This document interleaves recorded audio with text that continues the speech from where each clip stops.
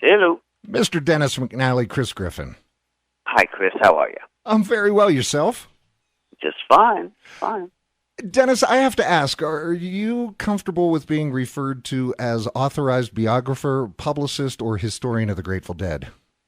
All of the above. Former publicist, but yes, Yes.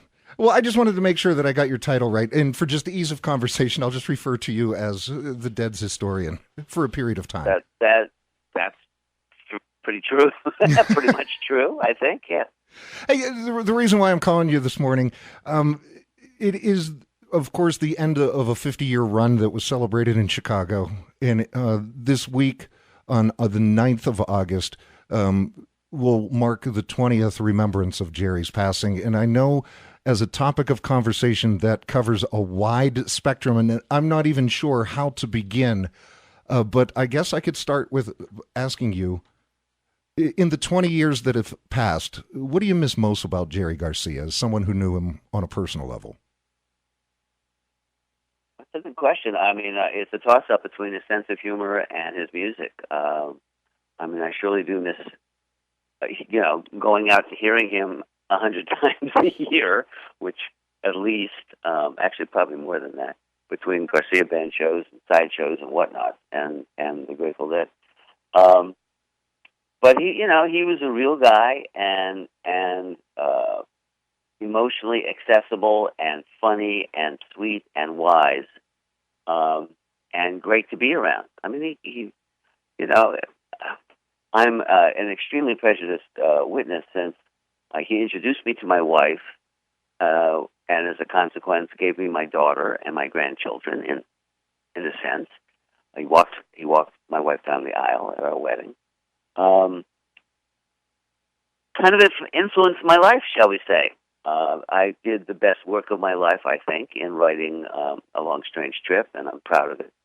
And that all happened because of him. So, I'm not exactly, if you don't want, let's put it this way, if you don't want an overwhelmingly positive review about Jerry Garcia, then I'm the wrong guy. He, as I say, he influenced my life, and 99% for the better. It was hard watching him not take care of his own personal health, and I'm not talking about drugs. As I keep telling people, and nobody seems to notice, but I'll keep repeating it. He died because of cheeseburgers. He died because he was overweight, underexercised, kept smoking cigarettes. He was a heart attack. He was a poster child for a heart attack, and that's what he got, and that was depressing, and the hard part of our relationship, not just for me but for everyone in the scene that was at all close to him. But he was who he was, and he, the fact is that although he wasn't the leader as people kept thinking in the way anybody would think of it, of the Grateful Dead, he was the pivot point. He was the guy that kept them together for 30 years, and that's why they didn't stay together for the next 20. And they came together at the end and did a nice gesture that I'm gratified that they did, and I'm gratified. And I know 80,000 people or whatever it was at Soldier Field a night were ecstatic about. And I'm glad for that. But there, I don't think I'm telling tales out of school, and I think every band member would agree that their primary relationship, their strongest bond in the Grateful Dead was not to each other but to him. And without him, there was no center, there was no glue. So that's just the way it was. But it was, I've grown up. I'm not young anymore, and I'm old enough to have a good, clear memory not only of 50s rock as a small child, and then everything from the Beatles on, and the famous bands, the great bands, were all There's all I keep hearing the story of George Harrison and Bill Wyman in my head of the guys who the lesser guys in big time bands who were always complaining that they didn't get their artistic due. And one of the things that I keep thinking about is how Garcia would, beg, plead, pull a gun on, do whatever it took to get to get Weird or write songs, because he knew that it would be a better Grateful Dead for variety. And that's the kind of wisdom and the generosity that he represents. So, there's an event here in San Francisco called Jerry Day. That'll be this Sunday at the Jerry Garcia Amphitheater, which is this little funky amphitheater in a big park about half a mile from where he grew up, which is one of the reasons why when people were talking about naming this or that or putting up a statue and all this kind of silliness, and I just said, God, he'd hate any of that. But I did like the amphitheater because it was about music and it was very near his roots. And every year, Melvin Seals and JGB and various other bands that are related play, and it's a very sweet scene. And I go. It's the one sort of ritual like that I really cherish. And I'm talking too long, so that's what I'll miss. You referenced, I should make mention, Strange Trip, The Inside History of the Grateful Dead is one of your books. Your most recent one, which even gives you more credibility to speak to the history of rock and roll, on Highway 61, Music, Race, and the Evolution of Cultural Freedom, which, by the way, Mayor Krause interviewed you on that very topic on this very radio station. Mm-hmm. Yes, he did.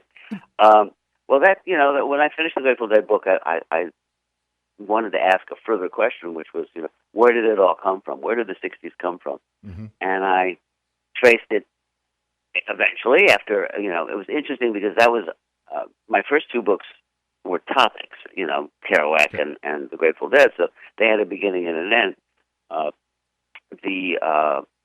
This book was a question, and it was like almost infinite for several years before I really had even the beginnings of an answer. I really did honestly ask it as a question. And eventually I went back and traced it back to the beginning of the industrial era in America and the relationship between white people and black people. And all that transpired after, at least as much as you can stuff into 400 pages. And that's sort of the life that Jerry led, really. I'm really honest. I'm going to answer your question, and I'm not shilling honest. I'm coming out in November with another book, which is called Jerry on Jerry, and it's a series of interviews.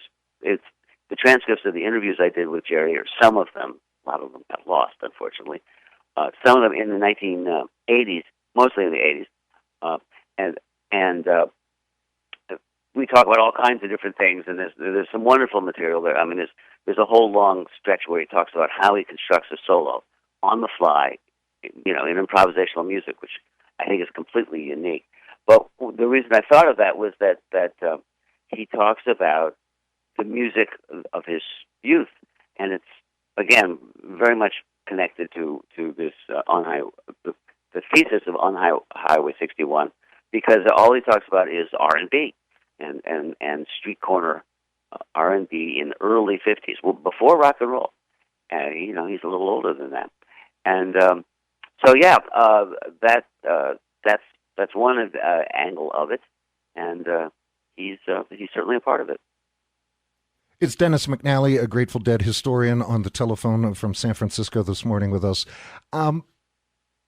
Jerry was born on August 1st and passed on August 9th, a week that is affectionately referred to as Jerry Week here in Bozeman.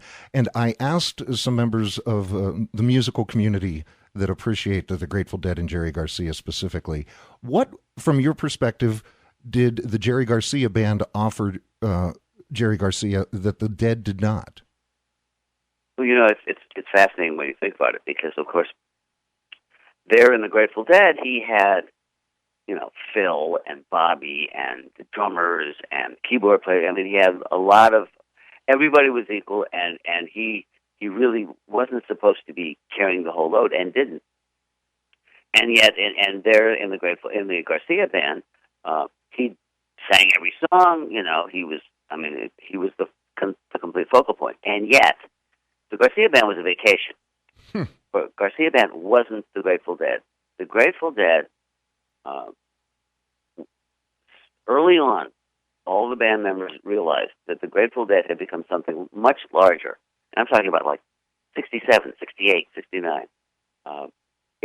They were happy to be part of it, but the Grateful Dead had become this beast, this, not in a negative sense, but just this being that was more than the six of them or the five of them, or however many people were on stage at the time. And it derived from the acid test, and it derived from realizing that what was going on in the room was more than just music. And that grew to be quite a load. And it was just sort of almost overwhelming. And so to play in a little funky dump of a dive, which the Berkeley, for instance, is for one of the first homes of the Garcia Band, which was the Berkeley Keystone, which was affectionately, I say affectionately, a pit. Okay, it was like swimming in beer, and it was a lousy little dump. And Jerry loved it. Jerry loved it for its funkiness, for its lack of pretension, and it was the irony of his life that by sticking to music and sticking to just playing, people would come up to him and gush all over him about, he's a god, and he's your music is great, and blah, blah, blah, blah. And his common response was, man, I'm just trying to stand up there and stay in tune. And, he really meant that. I mean, he had an ego, and he could puff up if he tried real hard. But down deep, that really was his attitude. Now, the great irony of his life is, of course, that this little bar band, which never was anything but a bar band, ended up playing at Madison Square Garden. He was so big, and it was so big, that we had to play arenas. And it was kind of shocking, especially when you look at the stage, which was, of course, completely, when the Grateful Dead played on it, was completely filled up with stuff, and you had all this equipment and all these musicians and that. And when the Garcia Band played on it, there was, this little bitty bar band setup of equipment, on the front of the stage, and this vast expanse of empty stage, and a little tent in the back where Parrish set up his equipment and Jerry hung out between sets. It looked, I always thought it looked incredibly silly.